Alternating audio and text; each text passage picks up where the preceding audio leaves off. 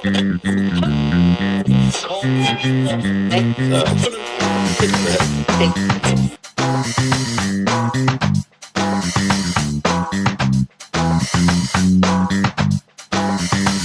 morning, everybody. 8:30 in the Calumet region. I'm Jim Deedlow, host of Jed in the Region. I'm here every morning, all you East Chicago people. There it is. It's the City of East Chicago show. It starts right now. It is part of the Community Programming Initiative. Put a few shekels in the door or in the slot on the way in, and we will talk about your community. We just finished talking about Hammond. Now we're going to move to East Chicago. So don't go anywhere. We have Chief Becker with us. But before we do that, traffic around the city looks good. 80 going east and west looks good.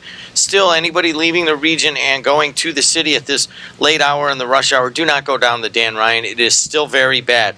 Skyway's good. Bishop Ford's good. Toll Road's good. And the Dan Ryan is still very bad. It was there's an exit close further on. Hey, and in the region, everything seems like that's moving along well. It's cold, and it will continue to be cold, although it's warming up a little bit today. Over the weekend, we've got some big cold coming, and around 5 inches of snow by Monday afternoon. That should start sometime tonight. I have 27 today, and what do we got? 23 tomorrow, and by Sunday it's a high only in the upper teens, and it snows. That is the day that the Hawks play at Soldier Field. Let's move on, and we have Chief Becker. How you doing, Chief? Good morning. How are you? With the City of East Chicago. Chief, how long you been, Chief? 2 years and I don't know. I think 30 days, something like that. But who's counting? And it's been all just rosy time the entire time, right? It's been great. It's been a great experience, great challenge, great people. It's been if I had to do it all over again, I would. Okay, once again, this is the Community Programming Initiative. We're going to try a little something different here for the City of East Chicago show, and your name is? Latonya Hicks. Latonya Hicks, and you are with a consultant to the City of East Chicago, and you're going to do some announcements, right? Yes, just a couple. All right, go ahead. The City of East Chicago is preparing its FY 2014 through 2018 five-year consolidated plan, annual action plan, and its analysis of impediments to fair housing choice for the Community Development Block Grant and Home Investment Partnership programs. As part of the planning process, the City is conducting a survey to identify citizens' needs in the community, ideas on how the residents would like to see funds budgeted under the CDBG and home programs, and any fair housing concerns such as discrimination or barriers that might limit the housing choices of families and individuals. Please take a few minutes and complete this confidential survey to the best of your ability. Log on to www.surveymonkeys.com/s/City of East Chicago. The 7th annual Mexican Breakfast Fundraiser will be on Sunday, March 9th, 2014 at 9 a.m. and will conclude at 12 p.m. at Heritage Hall located at 4506 Todd Avenue. For more information, call 219-805-4626. That number is 219-805-4626. Meals on Wheels is seeking applicants for two positions.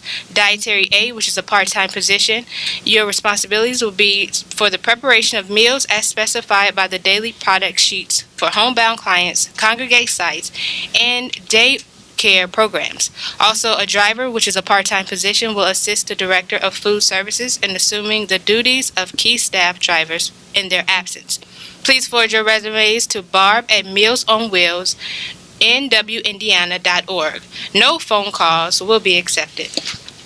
Make your business shine with the City of East Chicago Commercial Facade Improvement Program. Your Indiana Harbor commercial business may be eligible for an 80% city, 20% business owner facade improvement grant. Revitalization can include improvements such as painting windows, tuck pointing, outdoor lighting, signage, awnings, and landscaping. The Commercial Facade Program is designed to strengthen and enhance our downtown harbor project by encouraging investments that visually enhance and stimulate economic development within our commercial corridors. For more information, contact Nelson Vargas at the Economic Development Department at 219-391-8205 or visit us online at www.eastchicago.com. Thanks a lot. Once again, we're broadcasting live here on WJOB on a Friday morning, but we're also taping this, and it plays on ECTV quite a bit. And I'd like to announce to you folks there at ECTV, if you don't know, WJOB will be moving out of this 60-year-old facility. Here it is, Friday, February 28th. We should get the keys on Monday. So if you are driving down Indianapolis Boulevard and you see us on the at the Purdue Commercialization Center, just give a little beep and you'll know where we are. We're still Hammond, East Chicago, Gary, Munster, Highland, all you guys, same radio station, just moving 6 blocks to the south. Chief Becker, how you doing? Good. I passed your site on the way in. Is that by like 171st? Yes, 7150 Indianapolis Boulevard. I saw it. Looks like a nice site. It's going to be all brand new, and as Segura over here knows, your media guy, sometimes you just need to upgrade your stuff, and you just get a whole new energy. This is a historic place. I mean, it wasn't Dave Reynolds or some famous... Frank Reynolds. Frank Reynolds, that's it. Frank Reynolds came from Gene Shepard. Yeah. Yeah, you've got Felicia Middlebrooks, who is on 780 every morning. Right. I mean, we can go down the list. There's a lot of really famous people. And yourself. You got it. Just ask me, I'll tell you. Chief, a lot of stuff going on in East Chicago. You and I haven't done this show before, so I can take your lead, or I can just go straight to the Region Stop Team. What is it you want to do? Because that's what everyone wants to know about. But I know you've got some other stuff. I do. Before we hit that, let's talk about it. I do, and in follow-up to what Latonya was talking of, our police department, the city in general, and specifically the police department, we're very aggressive when it comes to community outreach. Last year, we initiated a program that we called A Day With, and we invited business leaders, religious leaders, educators, family members in.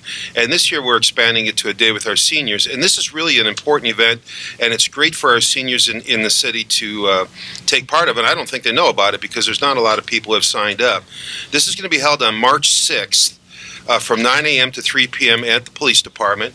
It's actually a organizational effort by the Northwest Indiana Community Action Committee, AARP, and the City of East Chicago Department of Redevelopment, partnering with the police department and with the fire department. They're bringing in some 10 vendors. They're going to have booths set up. They're going to talk to the elderly as to different scams that take part, different health services available to them, free breakfast, free lunch. It's going to be a great day. And I urge everyone out there who might have an interest in this or know someone who could benefit from it to contact ARP. They do have to register ahead of time in order to take advantage of this. And they can do that by calling telephone number 877-926-8300. Again, that's 877-926-8300. And this is just a great opportunity for our senior citizens to be provided with a lot of great information and advice. The other community outreach event we have coming up is something we started last year, our Citizens Academy. Lieutenant Wilder of our Detective Bureau grabbed the reins on that last year, and she's not letting go this year, and she's doing a great job again as she did last. This is a group of people from our community who are invited to submit applications through March 24th, from March 3rd through March 24th. They can get an application at the police department. And then we will begin on April 16th and proceed every Wednesday for the next 7 weeks for 2 hours from 5:30 to 7:30, inviting those citizens into the process of gleaning an intimate view of the police department. So, one evening we might have our detectives speak to them, perhaps another they're told about patrol activities, another perhaps the crime scene people come in and speak. But it went over so well last year. I think we had 18 people graduate from the academy. We capped it off with a graduation at the casino, and it just was a great time. So I urge people to take advantage of those two events that are coming up very soon. If you have any questions on the Citizens Academy, you can contact Lieutenant Wilder at 391-8318. That's it, 391-8318, and she'll be glad to fill you in and get you started. Now let's talk about the stop team. Let's talk about that again. So you had 18 last year. What would you cap that at around? I think we're going to try and keep it around 20, keep it a somewhat close-knit group so we don't get too large and allows for more interaction. more question and answer period. Usually what you find with this is we schedule it for 2 hours, and they're usually there for 2.5 because people don't want to go home. They're interested in the topic. They want to ask questions. They want to do more. So I think she's trying to target a 20 as the cap this year, somewhere right around there. And so they get to get into possibly the most difficult building in America to get into, which is the East Chicago Police Station. Yes. You guys have amazing security there. As a reporter, I've tried to get in a few times, and it just seems like there's like a pressure chamber and other ways to get in there. But you show them around. You show them around the little jail area. You show them around the meeting rooms, the dispatch center, all that stuff. All that. The dispatchers come in. We even had. Last year, we rented a machine. We'll probably do it again, which basically was a simulation, a gun connected to a computer with a screen, and we put them in real-life situations, shoot, don't shoot type of thing. I mean, really letting them get a real feel for what it's like to do police work. They're invited to do a ride-along with the police officers if they choose to. Some don't. So if you want to join the academy and you're really not interested in getting into a police car, we certainly understand that. We're not going to force you to do that. But you can pretty much explore whatever you wish to explore. And again, then those people go out as our ambassadors into the community and hopefully spread the word about the Chicago Police Department and the services that we can provide. Chief Mark Becker's in the house, guys. If you want to talk to him, don't wait. 219-845-1100. And I know how this goes when we have stern law enforcement people in here. You get a little afraid to call in, and it takes a little while. But he's here, and he wants to hear from you at 219-845-1100. Let's go straight to what Chief. I would think we should just give a little bit of background. You come from the feds. I do. 32 years with the FBI. I retired last day of 2007 from our Maryville office. And then I went the following 4 years. Mayor Olga Velezquez invited me to be the chief of the Portage Police Department, which again was a great experience. And then I had a 7-week retirement, and then Mayor Copeland called, and I came in here in February of 2012. So I think I'm nearing about 38 years of doing this, and it's all starting to get to be a blur. Chief, I think it was the week after you were initially installed by Mayor Copeland. You came in here and sat in that seat, and I said, well, I know this East Chicago Police Department. I know the politics involved, and that there are certain ways that they've been doing things for a long time. And I asked then, how are you going to handle all that? And you said, you had an answer for that. How has it been coming into an incredibly established department?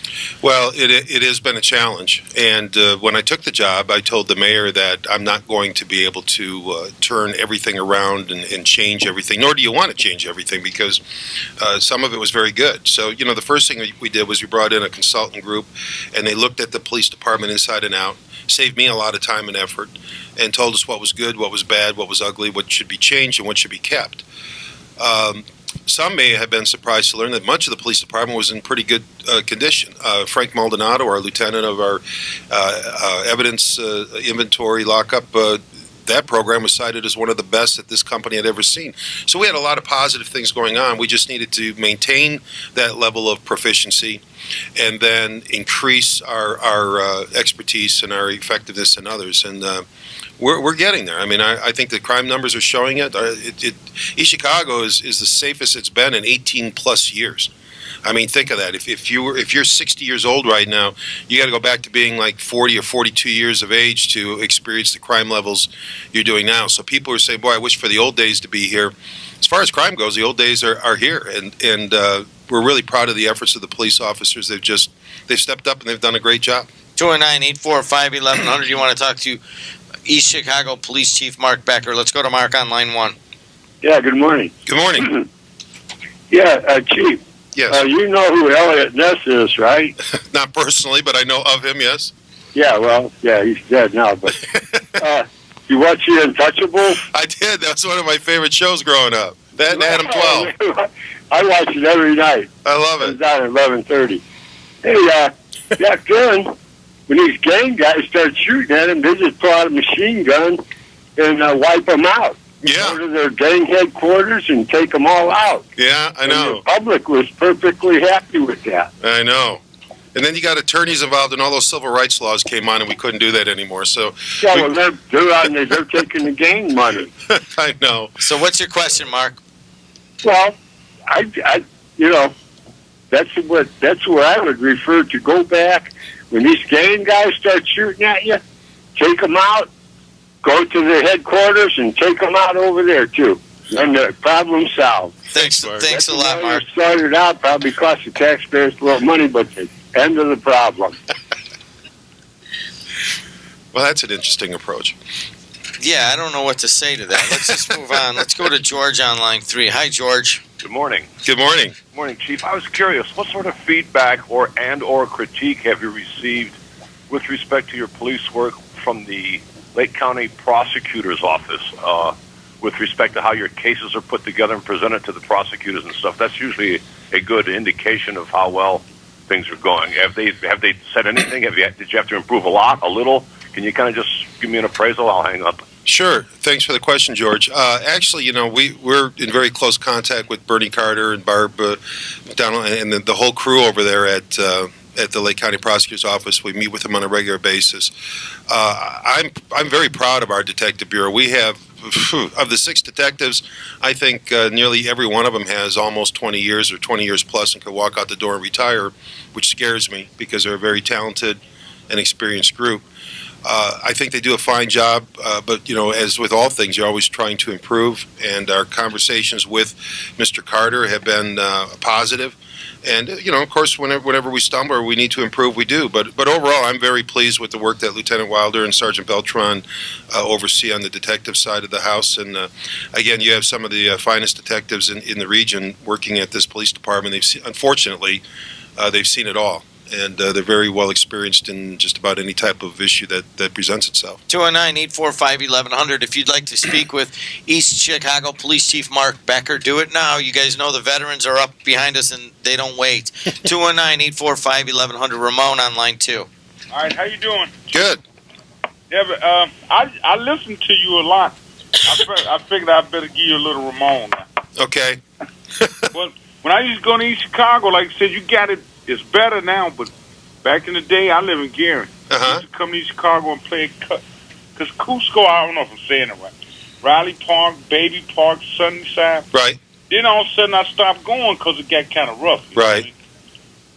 But now I get too old. I can't go hoop no more. I mean, I can, but I could just go and enjoy the parks now, Yes. So I'm glad. Once Gary gets saved, East Chicago Hammond, then I'm back in the fold again. I can travel around. All right, man. And I'll tell you one thing, you know how we used to do it? How's that? From Broadway, down Klein, East Chicago, through Hammond, 94, back to 65 to the toll road, back to East Chicago. That's how we used to roll. Well, when you roll through East Chicago, be careful because our traffic stops went up from 3,700 to 10,600, an increase of 185% last year. So when you roll through the city, just make sure we're watching the signs. Right. We just sightseeing. Okay. I can't hoop no more. Talk to you. I can't hoop no more. And, well, let's talk about that. Okay. There's a bunch of serious stuff in here, but the parks. The parks have always been a huge part of East Chicago, and quite frankly, looking at it from outside, he's coming from Gary saying it was rough to go over there. I know the parks very well. He's talking on Cusco. He's Kosciuszko or Kosciuszko Park. Right. Are they safer now? Well, I like to think the whole city's safer now. But the parks came to our attention last year. People basically got fed up with the fact that they, felt intimidated or threatened or didn't like the clientele in there. And of course, everyone is free to use the parks as long as they abide by the rules and treat people with respect. But that became a regular stopping off for us every shift with the region stop team. We would roll through the parks to make sure that they were okay. We got out walk Guthrie Street. We did a lot of community interaction in those areas. And as a result, I have to believe that the parks are much safer. As a matter of fact, the Baby Park, they call that crime up there had dropped like 20 or 30% over the last year and a half, just by an increase in police presence. So I think we've made an impact in those areas. 209-845-1100. Chief Becker's in the house, and we'll take your calls, but I am going to want to get to some of the statistics with the Region Stop team. Hey, what's your name? You're on the air. My name is Jim. Jim, go ahead, Jim. 2 questions for Chief Becker. I know that they've put in a system to monitor gunshots in the city, and I was just wondering how that has worked out for you. Okay. And second question, I know on the south side you guys put a substation Yes. at Bering and 150th, and just what the manning of that is, and have you started to see an effect from that being there? Those are great questions, Jim. And Stay on the line, Jim. you're absolutely right with the shot spotter system that we put in. It allows for the gunshot to be reported to ShotSpotter's headquarters in California within 5 seconds, and within 60 seconds, our officers are notified of the event. Their software allows them to differentiate any disparity between a gunshot or a firecracker or what have you, and then they tell us that, hey, we have a confirmed gunshot at this location. It's amazing stuff because the officer in his mobile data terminal, his computer in his car, can hit a button and actually listen to the gunfire. So he knows if he's going into a single shot situation or if he has multiple gunshots being fired. It gives you some idea of what you're driving into. And then it'll point a dot. If it's on the north side of the house, that's where the dot is. The south side of the house, that's where the dot is. That dot is accurate within 25 meters. So it allows us to recover shell casings that we otherwise would not be able to recover, even if there's not a victim, just someone went out and shot. And then we take those shell casings, and ATF has a system called IBIS, and we turn those shell casings into them for examination, and now we try to link firearms in the area. It was the weapon that fired those shell casings ever used in a crime in Gary or in Hammond? And we can kind of track the movement of guns between here and actually the whole nation if we want. So we're really pleased with that system. It's worked very, very well. Officer safety is one, finding evidence is two, but we can be proactive with it as well. If we know that this area is having gunshots fired, the statistics will show us, and we've partnered and we've talked about our partnership with IUN, with Dr. Ferrandino in the past. We can see that if we have events of gunshots, that pretty soon we're going to have a gunshot victim. So we can increase our patrols in that area, then put some heat in that area and try and be proactive. So we're very happy with that. Substation. The substation that's on Bering 151st, it's a trailer. I think we finally have it all alarmed and cameraed up. That is actually going to be, our plans are for that to be the kind of like the headquarters for the region stop team, where they will meet every day before they to brief and make determinations as to where we're going that particular day. We did have an officer up there that was walking the streets, and we had to reassign that officer due to some other issues that came up. But we will put one back in there in the summer, and then the region stop team will be using that as well. It's about community outreach, getting them involved, and we want to walk those streets and meet those people. Jim, what do you think? Well, I'm glad to see both of them. I'm involved in that area a little bit, and I know that just from having to do roof repair because of gunshots, one year we had like 14 holes in a roof. Wow. And so that shot spotter system is very good to have. Okay, thanks a lot. Okay, thank you. 219-845-1100. We are speaking with East Chicago Police Chief Mark Becker, and if you'd like to talk to him, do it now, 219-845-1100. As you guys could hear in the background, all the veterans are already here, so we only have a few more minutes. But, Chief, the Region Stop Team, what is it? Well, that was an event that initiated in August of 2013. It's a gathering of police departments from throughout the region. It's a full-time event. It's a concentrated effort by the police, who have come together and understand that none of us are more effective than all of us combined. So we have full-time membership from Hammond, from Gary, from Lake County, and then, of course, from East Chicago. And then we have part-time membership from a variety of police departments, from Dyer and St. John and Whiting and IUN and Munster and Griffith, Highland. Any given time, we might have 15 police officers out there roaming the streets, going to the areas where we feel we need to address. Been very effective. In our first year, ending in December, we were 3.5 months into it, made nearly 600 traffic stops, walked up on over 200 suspicious events. Just great work by everyone keeping the pressure and a sustained pressure and presence in the area. They're out there 40-plus hours a week, and hopefully we'll continue with that. I know Sheriff Bunsich has added a permanent assignment of an officer with a K-9, which is a great asset for us to have. So we're very happy to have the K-9 officer with us. All right, Chief. A lot of people know what STOP is, and then a lot of people that are listening or watching aren't going to know what that is. So if we could be a little bit more specific, like do officers meet every day, and which communities do they come? Do some departments send somebody sometime? And is it just concentrated in East Chicago, Gary, and Hammond, or does the STOP team go anywhere in Lake County? We can go anywhere in Lake County where people want us to go. It does meet 5 days a week. We're not 7 days a week, but we are 5 days a week, and we vary that. That's not necessarily Monday through Friday. We don't necessarily work the same hours every day, so people don't really know when we're going to be working, when we're not. Certainly, we address the areas of our full-time membership where they want us to go. But, we've been to Griffith. We helped Cherville solve armed robberies in their city that were tied to Gary. We've been able to be that liaison, if you will, from events happening outside the major cities where we have a lot of issues, and those that just have issues once and again that are tied here. We can help facilitate those investigations. So if Munster were to say, hey, we have a special event coming up and we need some officers out here for the day or the week, we're there. If Griffith wants us, as they have in the past, we patrolled some of their issues that had arose, we're there. But certainly most of our activities are confined to Hammond, Gary, and East Chicago. And I stress this: we're not a gang task force. We're not a narc team. It's called STOP because it's to stop whatever the problem is for that particular day, for that particular city. What do you want us to do? Do you have speeders in the school zones? We'll go out there and run radar. Do you have prostitutes walking up and down the truck stop area? We'll go out there and handle that. Do you have people selling drugs from a certain house?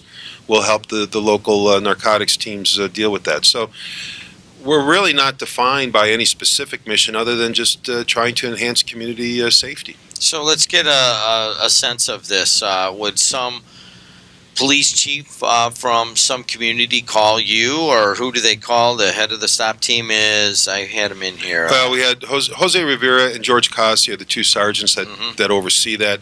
Jose also oversees the East Chicago STOP team. We have a separate STOP team that just stays in East Chicago as well, and their numbers have been phenomenal. But through their liaisons, through their representatives that come to the briefings, such as, if we brief today at 3 o'clock at the trailer, and then if the Griffith officer shows up, he says, hey, the chief wants you guys to come out and hit this area for us. Fine, we'll do that for an hour or two for the next 3-4 days, whatever it is they want. And then, the chiefs if they need something, they can call me. But usually through just their representatives showing up at the briefings and telling us where they want us to go, that's how we make our game plan. Do you get some surprised criminals that are surprised that you're in certain areas at certain times? Yeah, it was great, especially in the first couple of weeks when we came out with that team. People were making the comments that, this new team ain't playing. Well, we weren't, because we were showing up all over the place. Still are. We're still putting a lot of pressure on different areas. And the officers that these departments have sent us are just phenomenal. I mean, they're just top-rated officers, very, very knowledgeable. I mentioned that they walked up on all those suspicious activities. It takes some experience to do that. You just don't walk up on anyone. It's a waste of time, but they look and they see. I think just about 15 to 20% of everyone we walked up on, we were making an arrest. So these are good eyes we have on the streets, good people, and the team is meshed very, very well. And you were talking earlier about some stats, and you have them in front of us. Is there anything that you want to tell people? Well, I'm looking at these Chicago STOP team stats, and they had over almost 1,200 traffic stops last year. Of those, 142 arrests were made. So again, we go back to enforcing traffic safety, enforcing the speed limit, people rolling through stop signs. It's a very basic concept. I didn't invent it. But you increase police presence, as we have, you're going to, even a blind squirrel finds a nut once in a while. You pull over enough cars, you're going to find bad people doing stupid things or thinking about doing stupid things. And our idea is to get them off the street before they do that.